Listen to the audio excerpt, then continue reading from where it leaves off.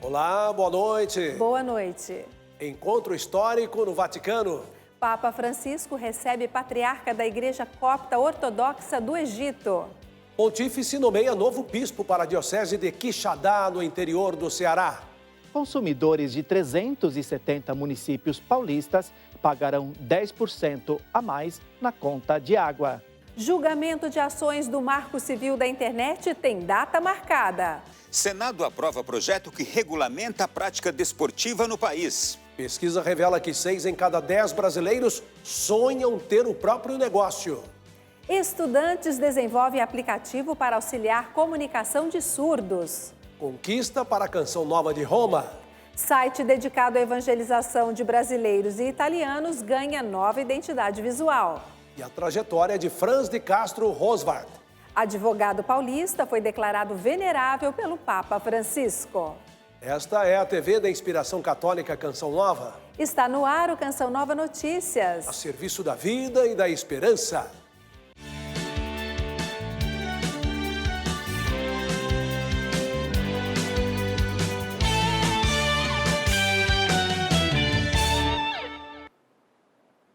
Na catequese de hoje, houve o encontro entre o Papa Francisco com o patriarca copta Távadros II. Ele fez memória da crescente amizade entre as duas igrejas.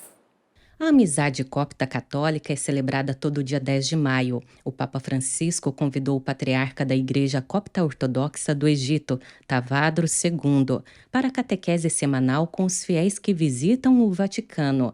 Alterando a dinâmica da audiência, o foco foi o histórico encontro. Távadros foi o primeiro a falar. Francisco agradeceu o compromisso de Távadros na crescente amizade entre a Igreja Ortodoxa Copta e a Igreja Católica. Destacou que a aproximação traz a esperança da proximidade, do dia em que seremos um só em Cristo. Quando saremo una sola cosa in Cristo. O Santo Padre destacou que a visita do patriarca copta celebra os 50 anos do histórico encontro entre o então Papa Paulo VI, hoje santo, e o patriarca Shenouda III. Esta foi a primeira vez que um bispo de Roma esteve com o patriarca da Igreja Ortodoxa Copta. Em 10 de maio de 1973, as autoridades religiosas assinaram a memorável Declaração Cristológica Conjunta. Illumine la sua visita a Roma. O pontífice recordou que o patriarca da Igreja Copta Ortodoxa esteve no Vaticano há 10 anos, poucos meses depois de ambos terem sido escolhidos, Francisco em Roma e Távadros em Alexandria. Deste primeiro encontro nasceu a celebração do Dia da Amizade Copto-Católica. Caro amigo e fratello Távadros. Dirigindo-se a Távadros como caro amigo e irmão, Francisco agradeceu a presença do patriarca e lhe garantiu rezar para que a luz do Espírito Santo ilumine a sua visita a Roma, os importantes encontros que terá e, em particular, os diálogos pessoais entre os dois. A voi imploro Dio onipotente per l'intercessione dei santi martiri della Chiesa. O Santo Padre concluiu pedindo a intercessão dos santos e mártires da Igreja Copta, para que cresçamos na comunhão num único e santo vínculo de fé, esperança e amor cristão. De Roma, a gente vem para o Brasil. A Câmara dos Deputados pode votar ainda hoje um requerimento de urgência para o projeto de lei que regulamenta a remuneração de conteúdo jornalístico e o pagamento de direitos autorais nas plataformas digitais. Os dois assuntos são tratados no PL das fake news, que teve a votação adiada e segue sem data definida para ser votada novamente. Nós vamos então ao vivo a Brasília chamar a repórter Aline Campelo, que tem mais informação. Aline, boa noite para você. Boa noite, Reinaldo, e a todos que acompanham o Canção Nova Notícias. Essa estratégia de fatiar o projeto foi uma tentativa, um acordo, do relator Orlando Silva com líderes partidários para tentar amenizar a resistência, tanto de empresas como Google, Meta, YouTube, quanto da oposição à resistência da proposta. Sobre esse assunto, eu converso com o deputado federal, doutor Frederico. Boa noite, doutor Frederico. Quais seriam, então, os pontos positivos e negativos da PL da fake news? Boa noite, Aline. Boa noite aos que nos acompanham. Essa PL, ela até tem uma boa intenção de proteger as crianças e os adolescentes. Isso é um fato significativo. Mas todos os textos levados até plenário nesse momento são textos que abrem grande brecha para diminuir a liberdade de expressão e levar realmente a uma ditadura da informação para vários veículos hoje tão utilizados, como você citou, algumas empresas aí nesse momento. Além disso, tem um protocolo de segurança que, na minha opinião, é altamente perigoso, porque um órgão não bem definido no projeto vai decidir o que é verdade e o que é mentira. Isso pode eliminar qualquer chance de opiniões divergentes nos diálogos e nas matérias que forem ser discutidas daqui para frente, não só no parlamento, mas em todo o país. E nós não podemos aceitar uma censura e um bloqueio das opiniões divergentes. Perfeito. Agora, doutor Frederico, qual seria então aí o entendimento da casa para aprovação? Com esses pontos que ressaltamos, não tem entendimento. Não dá para deixar brecha para censura. Nós vivemos num país livre e democrático e não podemos aceitar uma mudança nesse sentido. Porém, a gente entende que, se for um projeto destacando a prisão ou a pena de quem comete crime na rede social e na internet, é um projeto que vai ser amplamente aceito aqui nessa casa. E, por fim, quero destacar que nós temos que ter uma comissão especial para discutir esse projeto, um projeto que está movimentando todo o país, levando todas as redes de imprensa. A gente realmente precisa que esse projeto seja discutido numa comissão especial para fazer um texto de amplo entendimento e que contemple todos os pontos de vista para a gente conseguir levar segurança às crianças sem permitir a censura. Muito obrigada, doutor Frederico, pelas informações. Uma outra informação aqui de Brasília é que a ministra Rosa Weber, do Supremo Tribunal Federal, marcou para o dia 17 deste mês o julgamento de ações do Marco Civil da Internet, para tratar de questões das redes sociais, de responsabilizações das redes sociais. Acompanhem na matéria de Camila Castro. Rosa Weber marcou a data após os relatores ministros Luiz Fux e Dias Toffoli liberarem os processos para o julgamento. No dia 17 de maio, os ministros do Supremo Tribunal Federal começam a apreciar 2 recursos extraordinários a respeito da responsabilidade pelo conteúdo gerado por usuários e a possibilidade de remoção dos temas que possam ofender direitos de personalidade, incitar o ódio ou difundir notícias fraudulentas a partir de notificação extrajudicial. O tema 543 analisa o dever das empresas que hospedam o site de fiscalizar e retirar do ar o conteúdo publicado sem intervenção judicial quando considerado ofensivo. Já o tema 987 revela a discussão sobre a constitucionalidade do Marco Civil da Internet, que torna necessária a existência de prévia e específica ordem judicial de exclusão de conteúdo. Os 2 recursos têm repercussão geral e foram alvo de audiência pública em março deste ano. Ao todo, a Corte ouviu cerca de 60 pessoas. Nós seguimos com Brasília porque o Senado Federal aprovou o projeto de lei que regulamenta a prática esportiva no país. Vamos então chamar Ronaldo da Silva para saber mais sobre este tema. Ronaldo, cadê você? Boa noite. O que está previsto neste texto, hein? Muito boa noite para você também, para tantas pessoas que agora nos acompanham neste momento. Olha, a proposta substitui leis que atualmente estão em vigor, como a Lei Pelé, o Estatuto do Torcedor, a Lei de Incentivo ao Esporte e a Lei Bolsa Atleta, e consolida o Sistema Nacional do Esporte. A reportagem é de Pamela Cavalcante. O relatório desenvolvido pela senadora Leila Barros foi analisado pela comissão de juristas constituída pelo Senado e aprovado em 2022.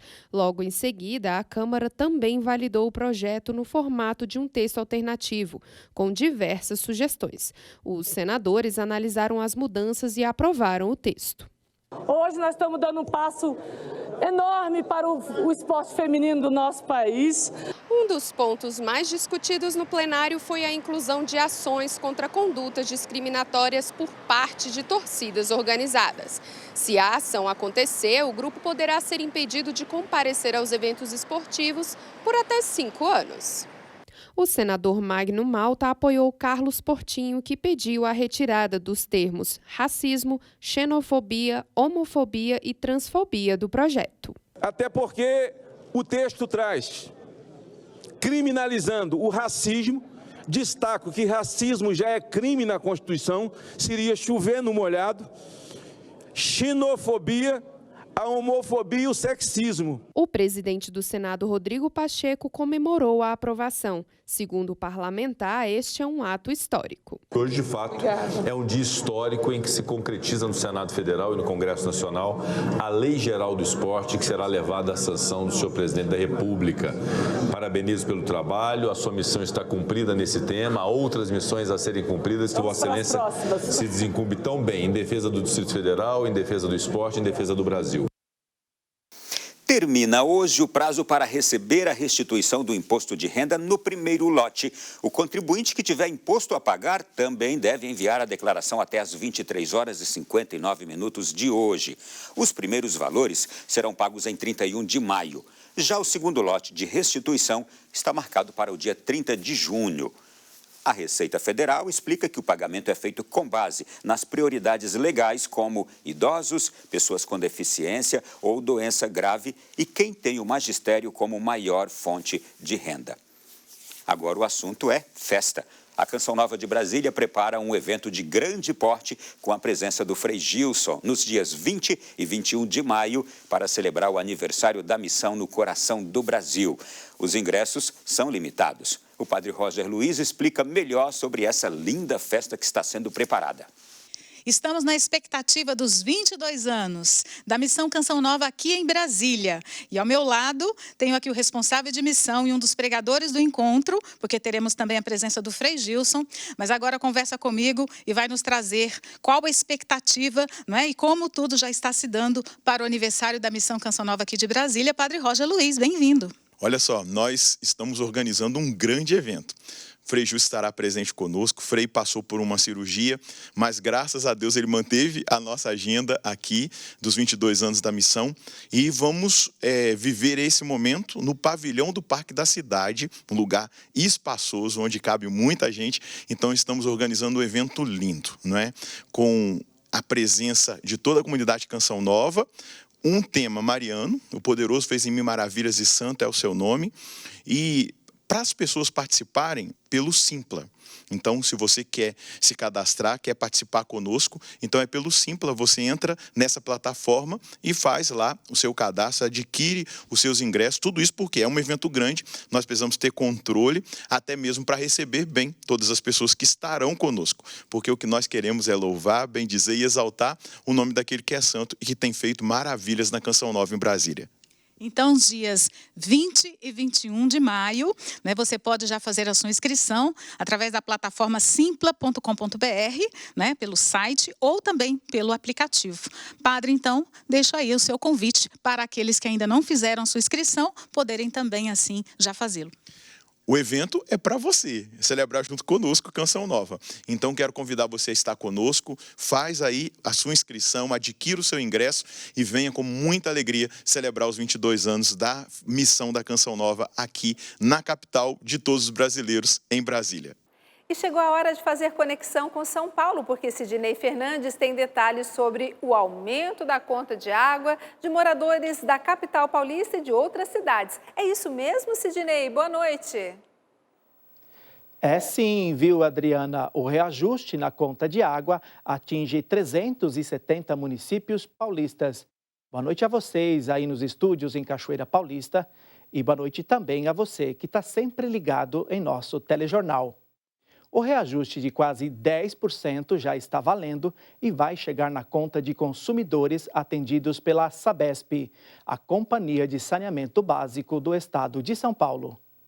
Segundo a Sabesp, a Companhia de Saneamento Básico do Estado de São Paulo, O reajuste de 9,5% nas contas de água foi autorizado pela Agência Reguladora de Serviços Públicos do Estado, a Arcesp. A agência, por sua vez, disse em nota que o aumento é baseado em 2 componentes: a revisão tarifária extraordinária, com acumulado de 4%, que garantiu os investimentos necessários para a empresa, e o reajuste de margem, responsável por 5,25%, que, mesmo sendo definido pelo IPCA, teria ficado abaixo da inflação do período. Com o reajuste, os preços para o consumo de até 10 metros cúbicos serão de R$ 22,38 na categoria residencial social, R$ 71,70 na categoria residencial normal e R$ 143,96 nas categorias comercial, industrial e pública. Os aumentos passam a valer para faturas emitidas a partir deste dia 10 de maio. Contas mais caras exigem criatividade dos brasileiros para fechar o mês. Por isso, tem muita gente trabalhando para empreender. É o que mostra uma pesquisa feita pelo Serviço Brasileiro de Apoio às Micro e Pequenas Empresas, o SEBRAE, em conjunto com a Associação Nacional de Estudos e Gestão do Setor. De acordo com o estudo realizado há 23 anos, 6 em cada 10 brasileiros sonham em montar o próprio negócio. Isso coloca o Brasil como o segundo país do mundo com mais interessados em empreender. O primeiro lugar é ocupado pela Índia. 42 milhões de pessoas já trabalham por conta própria em nosso país.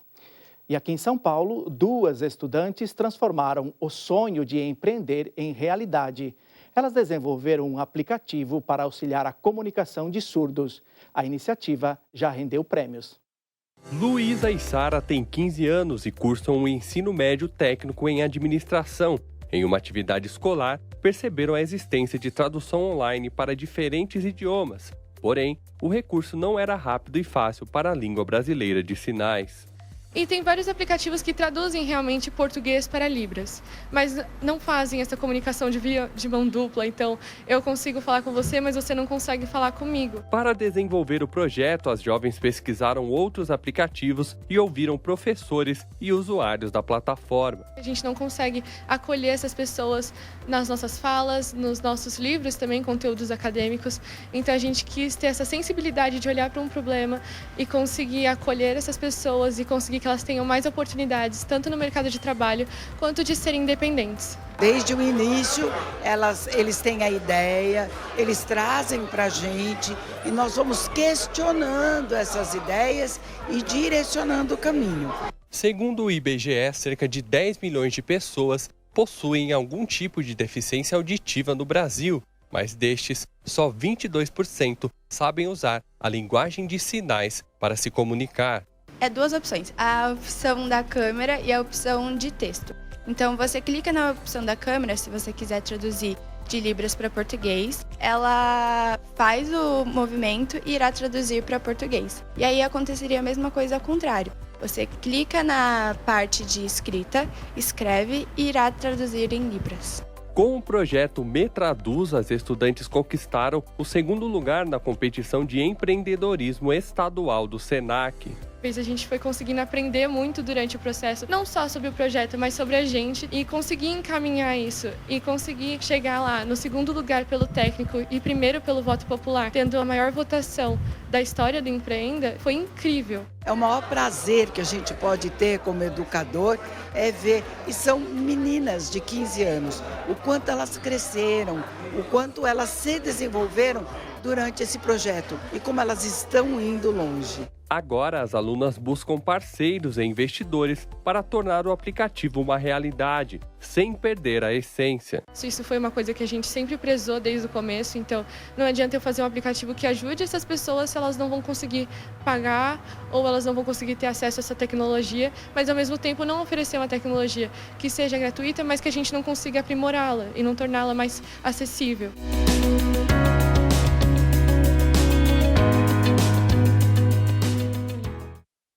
O Papa Francisco nomeou hoje o novo bispo da Diocese de Quixadá, no Ceará. O eleito é o padre Aurélio Pinto de Souza, que pertence ao clero da Diocese Cearense de Tianguá. Ordenado sacerdote em julho de 2003, padre Aurélio tem 48 anos e é professor de liturgia, sacramentos e mariologia na Faculdade Católica de Fortaleza. Na madrugada desta quarta-feira, tivemos temperaturas abaixo de zero em áreas da região sul. É por isso que vamos chamar Yara Naires, que traz as informações. Boa noite, Yara. Olá, Adriana, Reinaldo, boa noite para vocês e a você que acompanha a nossa programação, uma excelente noite também. Olha só, em São Joaquim, cidade da Serra Catarinense, a temperatura chegou a quase 2 graus negativos. Na imagem, parece que as nuvens desceram do céu e se alocaram sobre a superfície, deixando a natureza encoberta por uma neblina bem branquinha. Imagens esplendorosas do Vale do Caminhos da Neve, em São Joaquim, onde os moradores, ao despertar, se depararam com geada e frio em pleno outono. Bom, a massa de ar frio segue por lá, mantendo as temperaturas baixas. A previsão de geadas passa a ser mais comum em algumas áreas. Nas capitais, as manhãs podem ficar com temperaturas abaixo de 16 graus. Aqui no Sudeste, a frente fria vinda do sul continua trazendo chuva para nós. A circulação de ventos contribui para a formação de nuvens carregadas em praticamente todo o território, com chuva forte principalmente sobre o litoral de São Paulo, todo o Rio de Janeiro, Espírito Santo e sul e leste de Minas Gerais. O friozinho se estabelece e deixa a capital paulista com mínima de 17 e máxima de 23 graus. Esta instabilidade causada por este fenômeno atmosférico chega ao sul da Bahia, levando pancadas de chuva a qualquer momento. No norte, os temporais não param. Por lá, a umidade relativa do ar está em excelente nível, marcando 54% no Amazonas. E os índices voltam a subir em áreas com previsão de chuva. Aqui no Sudeste, por exemplo, o índice fica com 51% em São Paulo. Bom, essas são as informações de hoje. Volto com vocês, Reinaldo, Adriana. Obrigado, Yara. Bom fim de noite para você. E olha, por muito tempo, sair de casa sem a carteira era motivo de viagem perdida. Mas esse tempo de comportamento tem mudado. Esse tipo de comportamento. Entenda por quê na reportagem de Muniz Amorim e Daniel Noblato. Celular e chave. Muitas vezes esses são os únicos itens que Érica leva ao sair de casa. Desde que surgiu a aproximação, o pagamento por aproximação, eu já fiz essa aplicação no meu celular. E desde então eu só uso isso, não preciso de cartão mais. E até antes, quando não tinha aproximação, eu sempre colocava o cartão aqui atrás do celular e só tirava e pagava. Mas hoje nem isso eu preciso mais. Comportamento que não é exclusivo de Érica. De acordo com uma pesquisa realizada por uma plataforma de conteúdo da indústria móvel, 1 em cada 10 brasileiros sai de casa sem a carteira. O motivo? A facilidade de ter tudo em um só lugar. Primeiro passo, o smartphone está no bolso dos brasileiros, de uma parcela significativa dos brasileiros.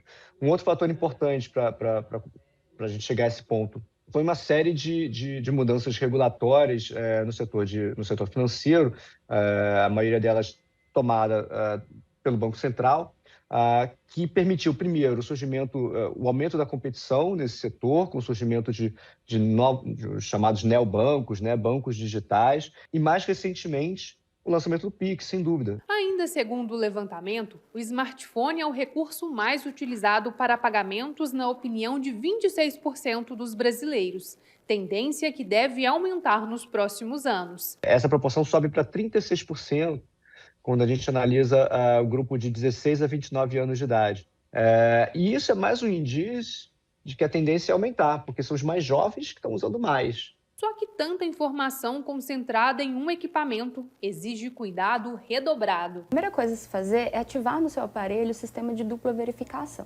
Esse sistema vai inibir né, o uso e o acesso do aplicativo, ainda que o ladrão consiga desbloquear o seu telefone. Mas cria ali um sistema, especialmente de senha ou de biometria. Não compartilhe, né, especialmente não compartilhe essas senhas em redes sociais ou por meio de mensagens com familiares. Prevenção antes e agilidade depois, para casos de perda ou roubo. Realizar o registro dessa informação, né, por meio de um boletim de ocorrência e aí se resguardar em relação a qualquer compra ou dado que tenha sido utilizado de forma fraudulenta no futuro. A Canção Nova em Roma reinaugurou hoje o site dedicado à evangelização de brasileiros e italianos.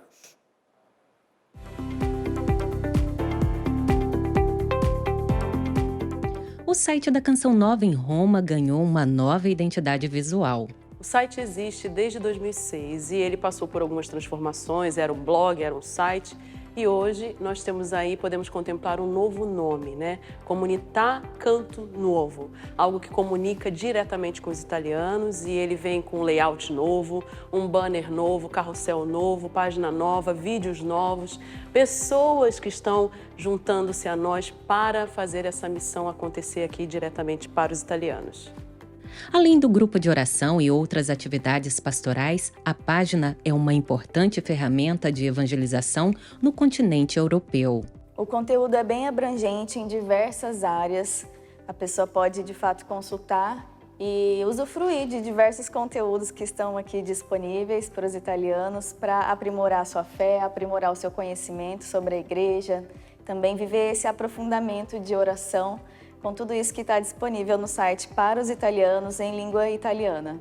A primeira frente de missão da Canção Nova no exterior se estruturou aqui em Roma em 1997. Desde então, a missão da comunidade na Itália é oferecer conteúdos de espiritualidade aos brasileiros e também aos italianos. Tudo isso é realizado com a ajuda de pessoas que acreditam nessa obra. Existe todo um contexto histórico, né?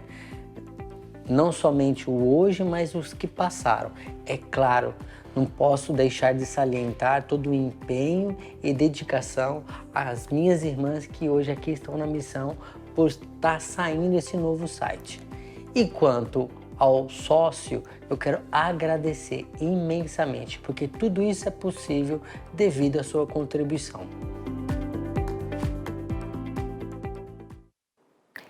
Bom, gente, é assim. Canção Nova pelo mundo evangelizando. E a construção deste mundo melhor passa pela ação de pessoas que se unem pelo bem comum. A Canção Nova é mantida pela ajuda generosa de pessoas que contribuem com a evangelização. Nós estamos com 30% desse projeto Dai-me Almas e a nossa meta deste mês é chegar aos 100%. E precisamos da sua ajuda. E é você quem faz essa diferença. Então, nós convidamos a você a ser sócio. Acesse clube.cançãonova.com e faça a sua doação. Se preferir, você pode doar pelo Pix, pix.doação@cançãonova.com. Lembrando que o beneficiário é Rádio Canção Nova. Obrigada por sua contribuição e comprometimento. Olha, todas as capitais brasileiras já tiveram a operação do 5G autorizada. Mas para que o sistema seja utilizado, o seu desempenho total, algumas medidas são necessárias, como deixar livre a faixa de frequência já utilizada por outros aparelhos. Estamos falando das antenas parabólicas utilizadas por moradores de 439 municípios. Essas pessoas terão que se adaptar para assistir televisão. Os kits da antena parabólica digital disponíveis têm instalação gratuita pelo governo federal. A expectativa é que 1,5 milhão de famílias sejam beneficiadas. Esse kit novo ele é instalado e o kit antigo, o sistema de recepção antigo, é de propriedade da pessoa que está recebendo a instalação. O equipamento é fornecido mediante agendamento prévio. Os interessados devem atender aos requisitos definidos pelo Ministério das Comunicações, como estar inscrito no Cadastro Único, CadÚnico, ter parabólica tradicional em funcionamento na residência. O trabalho da SIGA Antenada é feito respeitando as regras da Anatel a partir do edital do leilão do 5G. Então, ao longo do ano e ao longo do próximo ano também, a gente vai atender todas as cidades brasileiras, mas dentro de um cronograma que foi estabelecido para que a gente possa seguir. Ainda de acordo com o Ministério das Comunicações, a troca pela antena parabólica digital tem o objetivo de melhorar a experiência do telespectador, pois a tecnologia oferece 100 canais com som e imagem de maior qualidade. Isso porque, com a chegada do 5G, podem acontecer interferências na parabólica tradicional e a família ter problemas para assistir os canais preferidos. Pode acontecer mais chuviscos, mais chiados, podem perder canais. E como a tecnologia está avançando rápido pelo Brasil, quanto antes as famílias trocarem, melhor será. Para agendar a instalação da nova antena, é necessário entrar em contato pelo telefone 0800 729 2404 ou pelo site sigaantenado.com.br. É preciso informar dados pessoais, CPF e o número de identificação social. Quem utiliza antena digital interna ou externa, tipo espinha de peixe, já tem acesso à TV digital e não precisará fazer o agendamento. O mesmo ocorre para quem tem TV por assinatura. E agora nós vamos juntos conhecer parte da história de Franz de Castro Roswart, advogado morto em um tiroteio há 42 anos e declarado venerável pelo Papa Francisco. Isso mesmo, viu, Adriana? Após a notícia, iniciou-se então um intenso trabalho da Diocese Paulista de São José dos Campos para que ele um dia seja beatificado pela Igreja Católica. Matriz São José, coração do católico joseense. Repleto de significados, a estrutura do templo une a fé e a piedade popular. Logo à esquerda de quem entra, um ponto de oração muito visitado, os restos mortais do venerável Franz de Castro Roswart. Meu filho estava desempregado e eu vim aqui, fiz um pedido para ele e já foi abertas as portas do serviço para eles.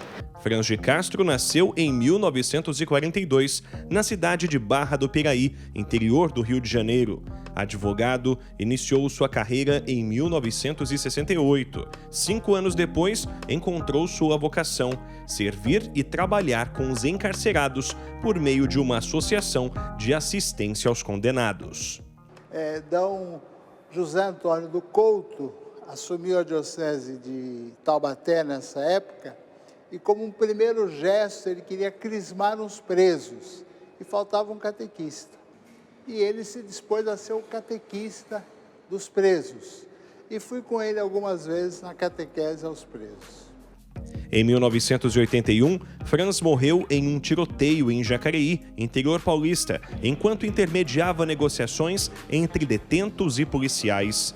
De maneira voluntária, aceitou o martírio e exerceu as santas virtudes cristãs ao longo da caminhada. Então era um homem de vida cristã diária fortíssima. Trabalhava no dia a dia, na normalidade das coisas, das atividades, especialmente com o coração voltado para a recuperação dos apenados. Para beatificar ou canonizar, a Igreja se baseava em 2 critérios: martírio e confissão de fé. No entanto, uma terceira figura foi criada pelo Papa Francisco, a doação de vida.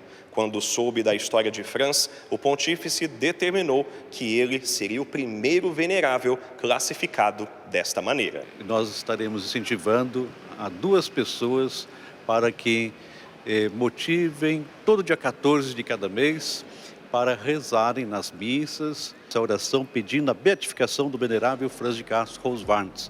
Oferecer a vida pelos outros. Este foi Franz de Castro, um venerável que perseverou até a morte neste propósito. Vamos colocá-lo como modelo para a nossa vida. Vida do cotidiano, do dia a dia na simplicidade, mas vivida com fé.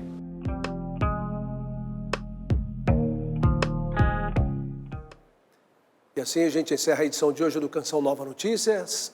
Reveja as reportagens no portal noticias.cançãonova.com. Assista daqui a pouco, a partir das 8 horas, a transmissão da Santa Missa do Clube da Evangelização, direto do Santuário do Pai das Misericórdias. Uma ótima noite para você. Boa noite, paz para você.